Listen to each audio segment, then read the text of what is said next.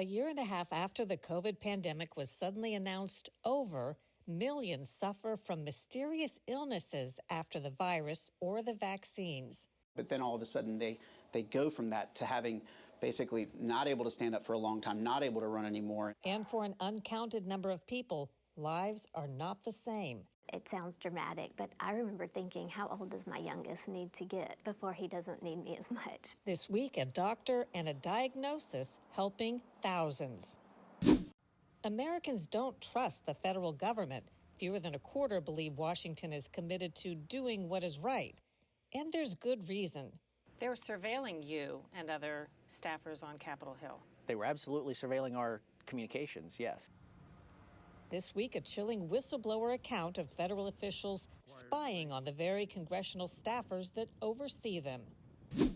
When China landed a spacecraft on the moon's far side this summer, America's existential threat became extraterrestrial. Whoever dominates space, including the moon, is going to control the destiny of the planet. Blasts off into the sky. A look at China's challenge to meet us on the dark side of the moon.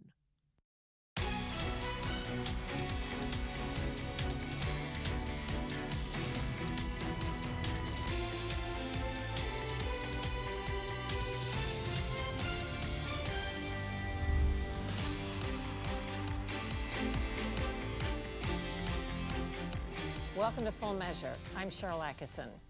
Today we continue our reporting on an important story that stands to impact many of us in some way.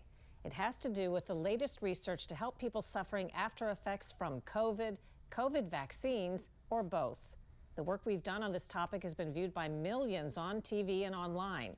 Today we head back to Birmingham, Alabama to get an update from a doctor who's become an international resource for diagnosing, treating, and unraveling the mysterious illnesses. Down right there. Dr. Jordan Vaughn has been playing medical detective ever since he first began diagnosing and treating COVID illnesses and vaccine injuries that are still confounding many doctors. The additional thing we found is the venous component of that and had to fix that as well. One of his newest discoveries has to do with something he's found in a significant subset of patients. The spike protein in COVID and made by the vaccines causes blockages in a major vein. But the current way to fix it is actually something called a stent. The body's iliac vein carries blood from the left leg to the heart. When the blood flow gets blocked, it can lead to symptoms from brain fog to irregular heartbeat, fatigue, and rigid muscles. Based on what Dr. Vaughn has seen, iliac vein problems in reaction to COVID and the vaccines could be impacting tens of thousands of people. People that have kind of iliac vein compressions, they're common within the general population, but they are not necessarily clinically significant. But then all of a sudden they go from that to having basically not able to stand up for a long time, not able to run anymore, and it's just significantly affecting their life. So actually opening up that iliac vein allows that blood to get back to the heart and at the same time drain, in a sense, drain your venous system. My kind of partner in crime, I guess, in Colorado, we've done about 200 now in this patient base, anywhere from the ages of 15 to about 72, 73 is the oldest. And the young people definitely do very, very well. The older people, it does take a little longer because their veins are older to begin with. Hannah Bourgeois, mother of 5, had a stent implanted to open up her iliac vein shortly after we first met her over a year ago at Dr. Vaughn's office. She'd gotten so sick after COVID and COVID vaccines, she was nearly bedridden for 2 years. Here's what she told us last year. I felt like my body was just shutting down on me, and there wasn't anything I could do about it. Now she describes a pronounced difference. At my lowest point, it sounds dramatic, but I remember thinking, how old does my youngest need to get before he doesn't need me as much? Because I really didn't know how long I could keep going. We went to Mayo Clinic and really couldn't get any answers. And then I met Dr. Vaughn in, I think it was August of 2022. And he put me on the triple anticoagulant therapy. And I felt like a new person after that.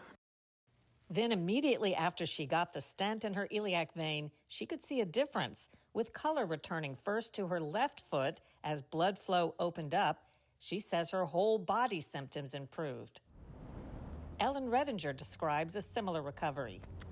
I feel like I noticed some changes immediately. When we first met Redinger last year, she'd also gotten very sick after getting vaccinated and getting COVID. A competitive runner, she'd had to stop exercising entirely. Her cardiologist referred her to Dr. Vaughn. Here's what she told us then. I mean, I can pinpoint the day, the time, where I was. When I was running, I was doing a workout, and all of a sudden, I cannot feel my legs. I cannot feel, I mean, my heart rate is going 200. I can't do it. I call my dad, I'm like, I'm done working out. I can't do it. And I went for like 3 or 4 months of just feeling awful. Today, an update after more than a year of treatment under Dr. Vaughn and his team. So you're one of the patients who's had a stent put into your iliac vein. Yes. What kind of a difference did you notice and when? My coloration, immediately I had more pink to my skin. And then my heart rate took a little bit to come down, but I feel like that's normal because my heart rate was pumping so much to get the same amount of blood through my body, and it wasn't getting the same amount of blood. And so it would just take a while for my body to just recognize that I had this same amount of blood. Now she's back on track and even running again. You know, it's one thing to open up the vessel. It's another to understand that all the vessels are also probably having issues. They're just not as apparently obvious as the one that's compressed. And so we've got to make sure not only that we open it up and allow venous flow to happen, but we've got to heal the rest of the vasculature too. And there's lots of ways that we do that, whether it's with anticoagulants, other kind of supplements that help with the inside of the vessel to heal back to the normal state. What is your thinking today as to what is being caused by people who had COVID, maybe even without symptoms, versus what may be caused by people who had COVID vaccines and a problem with that? So things like lots more neurological issues, stuff that's very disconcerting to the patient, but also mystifying to the neurologist. On top of that, it seems like immunologically, the vaccine makes your immune system in many ways different than it would be if you just had COVID. A lot of that is being discovered after the fact, which is kind of quite disconcerting. The federal government doesn't seem to be putting much effort into the vaccine injury part of the COVID equation, even after hundreds of millions of Americans got the shots and we're still learning about serious side effects. A major study called Recover is spending more than $1.6 billion tax dollars to find drugs that might help people with long COVID. But since most people who got COVID also had one or more vaccines, I asked a study spokesman, how are Recover researchers working to distinguish the impact of vaccines versus just COVID? The spokesman replied, confirming that Recover researchers are tracking vaccination status, but they are not currently studying long vax. I asked then, how do the researchers know if the illnesses they're seeing are due to long COVID or due to long vax or some combination thereof? The spokesman declined to respond and cut off our communications. Seems to me they're being presented with important data as we try to figure out, as we should be, what vaccine side effects there are, and yet they're calling them all long COVID. They're not distinguishing between the patients who may have been exacerbated because they were vaccinated. Yeah, I think that's unfortunately on purpose. I will say in my clinic, the important thing is, have you been vaccinated? And then what were the symptoms after your vaccine? I would say some people never had any symptoms within that kind of 14-day issue, but then months later started to have interesting kind of cardiovascular problems or new onset brain fog, those kind of things. But I like to make that distinction because it does kind of inform us. I'd say the amount of damage seems to be more, the more times the spike has been allowed to run through your body. No, it would be because... A final note, although there's good news in terms of treatments and discoveries, patients are seeing dramatic improvement. Dr. Vaughn says their health isn't returning fully back to where it used to be. For Redinger, she says her immune system seems markedly different now.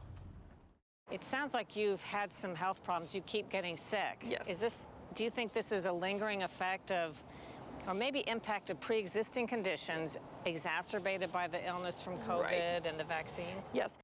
I'm a pretty active person, and I tried to just get back into everything that I had been doing. And I realized I'm not back to where I was pre-2020, pre-COVID. I've really had to modify how I do life now, and it's taken me a while to figure that out. What is your advice to so many people who are looking for answers? So first, I think it is to write down all your symptoms and write down things that you're experiencing. I think that really helps a lot of the doctors to put it all together, because especially when somebody comes with 6 months or a year of issues, and some of those issues change throughout time, it's really hard, especially in the way our medical system's set up, to sit there and digest that in 15 minutes. The other thing is coming up with a temporal relationship that either a vaccine or an infection had to your symptoms. And I think that's really helpful to doctors to go, you know what, you're right. Dr. Vaughn has established the Microvascular Research Foundation to develop clinical trials and research. When we come back, wait until you hear who government intel officials spied on this time.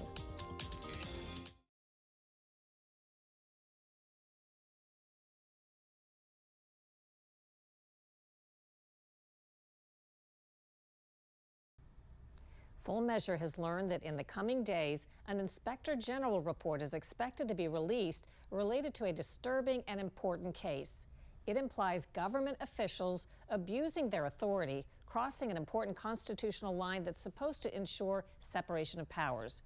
It involves the Department of Justice and FBI spying on the very people investigating the agency's misconduct. Welcome, everybody. When Senator Chuck Grassley and other members of Congress investigate insider claims about government wrongdoing, it's staffers like attorney Jason Foster who are doing much of the hard work behind the scenes. Some blowing the whistle to Congress are telling on the FBI and Department of Justice, or DOJ. Do you think that ruffled a lot of feathers inside the federal government when whistleblowers inside agencies would come to Senator Grassley with stories? Oh, absolutely. Always. Foster left his job as Grassley's chief investigative attorney 6 years ago and started his own watchdog group, Empower Oversight. Then last year, he got a shocking notification. He and other Capitol Hill staffers, Democrats and Republicans, had been secretly spied on in 2017 by the very government agencies they were investigating. They were surveilling you and other staffers on Capitol Hill. They were absolutely surveilling our communications, yes. So you got a letter from Google or an email? I got an email from Google. And what did it say? It said, this is to notify you that, in 2017, we complied with compulsory process, and provided your information from your Google Voice telephone number and your Google email to the department. We complied with the subpoena. I, Donald John Trump, do solemnly swear. The time period of the spying was after Donald Trump first took office. Senator Grassley and Foster were among those officially investigating abuses by the Department of Justice and FBI related to their targeting of Trump in a false Russia collusion narrative. How big a violation and what kind of violation do you see this as? It's a violation of the separation of powers, because the Senate and the House should have had an opportunity before their staff's attorneys' information is collected to raise any objections to that. And certainly whistleblower communications are absolutely going to be chilled. They are going to be less likely to speak to Congress if they believe that the fact that they talk to Congress will be immediately unmasked and disclosed to the people back at the agency about whom they're trying to disclose wrongdoing.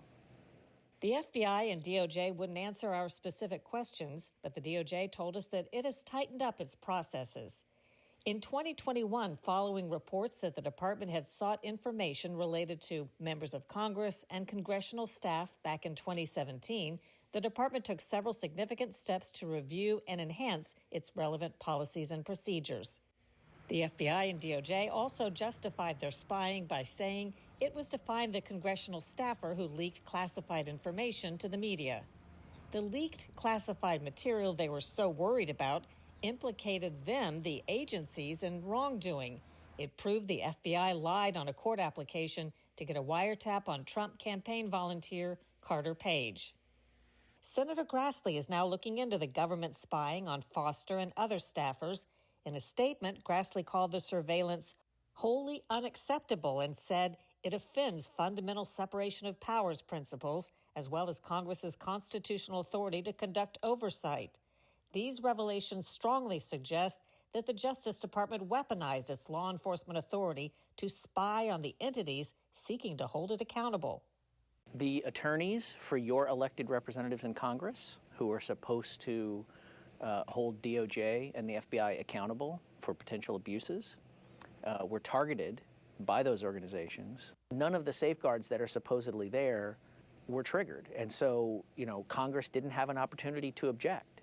And this is one branch of government collecting communications data on the other branch of government that's supposed to be doing oversight.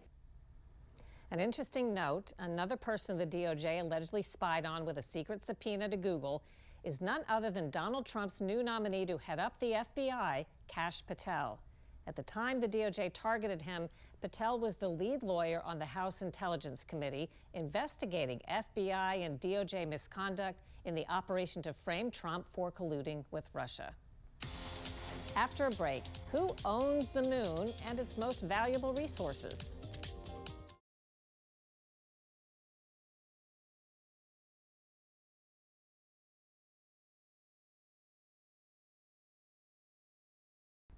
There's a new space race underway for valuable prizes buried on the moon, and there's real concern the communist Chinese are ahead. Lisa Fletcher reports. Touching down could be happening at any minute because... Over the summer, in a remote corner of northern China, a small space capsule touched down. It's landed. You can hear applause from the ground control and command What center. made this event important is that it's the first time any nation has brought back soil samples from the moon's far side. All part of an ambitious series of Chinese lunar missions and evidence of a new space race that's focused on the moon, with the U.S., China, and India all in the race. The prize? Reaching the moon's south pole, where scientists expect to find vital minerals and water contained in permanently shadowed craters. Why so much focus on the moon? We know there's water on the moon. From water they can make fuel. It's also a lower gravitational force liftoff pad for other space travel. Bill Posey is a Republican congressman from Florida. He represents what's known as the Space Coast, where the Kennedy Space Center is located. We need to have a presence on the moon to establish that we have some rights to the moon. It's that idea of establishing rights that's creating the rush to reach the lunar South Pole. Whoever gets there first, the argument goes, can dominate and keep others out.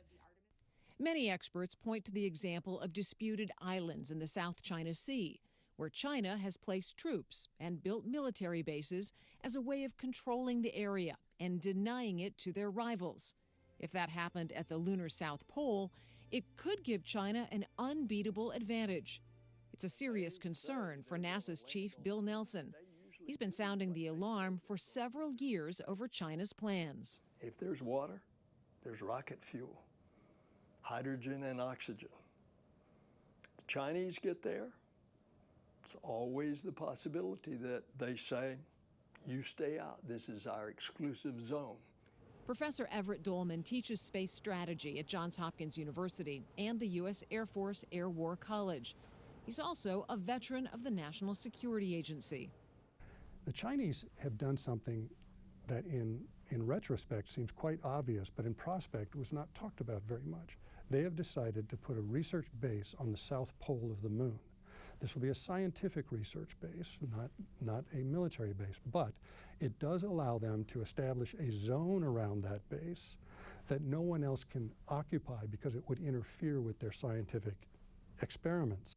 The United States also has plans to build a base near the moon's south pole, but NASA's Artemis program has been beset by delays, while China's mission schedule seems to be on track for now. For the Chinese, their entire space program, commercial, civil, and military, is all under the People's Liberation Army. There is no distinction.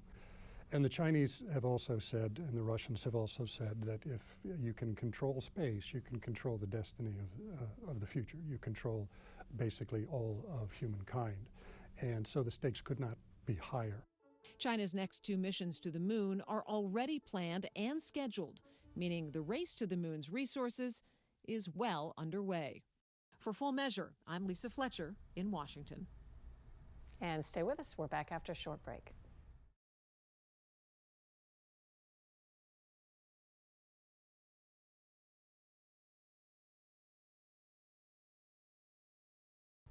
This past week, President-elect Donald Trump publicly demanded the release of hostages, including 7 Americans still believed held by Islamic extremist terrorists. Trump threatened that if they are not let go before he's sworn in, there will be hell to pay. Terrorists took 253 hostages and murdered 1,200 people in their October 7, 2023 attack on Israel. 100 are thought to still be held in a small strip of land between Israel and Egypt called Gaza. Gaza is ruled by the militant group Hamas, committed to the destruction of Israel. There could be a remarkable parallel in history here. And my fellow citizens, in 1981, the day of Ronald Reagan's inauguration, Iranian Islamic extremist terrorists released 52 American hostages. They'd been held 444 days in what was known as the Iranian hostage crisis. If Hamas releases the Gaza hostages around the time Trump's sworn in, their time in captivity will be about the same length, 444 days, as the American hostages held in Iran. On another Trump initiative, during his campaign, he pledged to rehire military members expelled from the service for rejecting COVID vaccines. He promised they'd get an apology and back pay. Only a few dozen of the fired 8,000 service members are so far reported to have rejoined following repeal of the vaccine mandate. And an update on a reporting about people getting fired for refusing COVID vaccines. A former employee of Blue Cross Blue Shield Michigan recently won more than $12 million for her wrongful firing after she refused a COVID shot on religious grounds in 2022. Lisa Domsky was an internet technology specialist at the health insurer. She applied for a religious exemption to the company's vaccine mandate, saying it violated her Catholic beliefs because the vaccines were developed or tested using aborted fetal cells. Coming up next week on Full Measure, the Inspector General in charge of our spending on Afghanistan identified an incredible amount of waste, fraud, and abuse, $43 billion. We'll have an eye-opening exit interview with him as he winds down his office and his 20 years of watchdog work. Well, we indicted and convicted over 150 people for fraud, waste, or abuse. We saved approximately $4 billion to the taxpayer. Next week on Full Measure. Thanks for watching. We'll see you then.